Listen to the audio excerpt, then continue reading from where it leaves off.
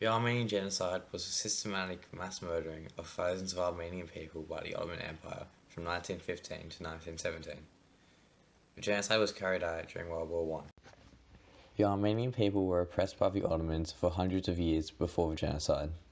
Armenians were restricted from practicing their faith and were subjected to institutionalized discrimination.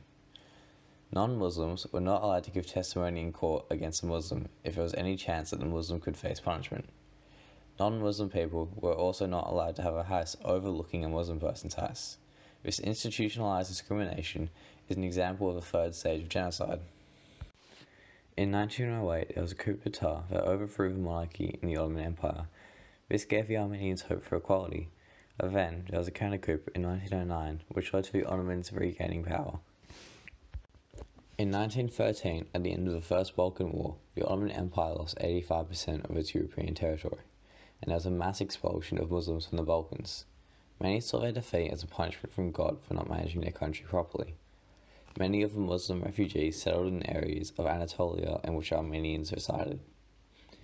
Ottoman Turk propaganda described the Armenians as traitors, saboteurs, spies, conspirators, vermin, and infidels.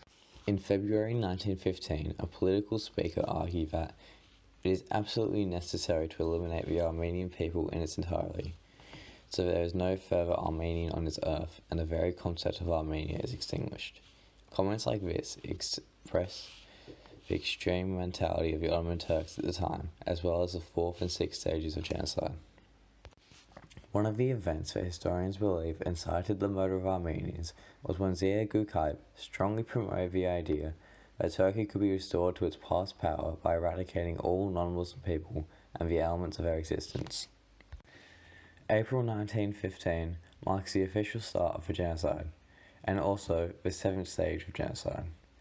On the 19th of April 1915, Cevdet Bey, the governor of Van Vilayet, demanded that the city of Van immediately provide him 4,000 soldiers under the pretext of conscription. However, it was clear to the Armenian population that his goal was to massacre the able-bodied men of Van so that there would be nobody left to defend the city. The next day, the siege of Van began. The Armenian defenders protected the 30,000 residents and 15,000 refugees living in an area of roughly 1 square kilometer in the Armenian quarter of Agistan, with only 15,000 riflemen. They fought until they were rescued by General Vujanich of Russia. On the 24th of April, Armenian nobles and intellectuals began to be deported from Turkey and what remained of the Ottoman Empire. Around 207 clergymen, physicians, editors, journalists, lawyers, teachers, politicians, and others were arrested on the first night. This was the beginning of the 8th stage of the genocide. Deported Armenians were forced to walk death marches. Death marches were the treacherous journeys that Armenians were forced to walk in lines through the Sahara Desert, with little to no supplies. The Ottoman Turks had no intent of them surviving the trek. If the Armenians did manage to reach their final destination, they were often executed or sent into the desert with no supplies to await certain death.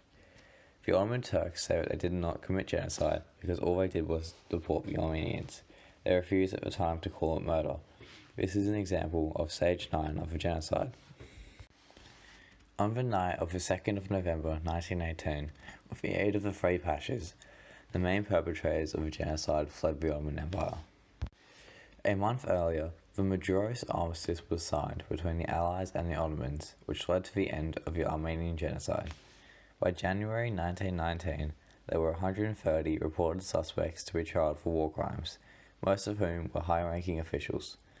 On 11th of July 1919, Damat Ferid Pasha officially confessed to massacres against the Armenians in the Ottoman Empire, and was a key figure and initiator of the war crime trials held directly after World War I to condemn to death the chief perpetrators of the genocide. To this day, Turkey states that the deaths suffered by the Armenians during the mass deportations cannot be considered genocide. They say that the killings were not systematic and that they can be justified as the Armenians pose a threat to ally with the Russians. This is representative of the 10th and final stage of genocide, denial. Turkey refuses to acknowledge the genocide, and it does not seem like it will happen in the near future. Many organizations were formed in Armenia to spread awareness of the genocide and to help the survivors. Now, 29 countries and 49 US states recognize the genocide. Pope Francis called the genocide the first genocide of the 20th century, which caused a diplomatic row with Turkey. The Armenian people recovered from the genocide and have been protesting for recognition for decades since it ended.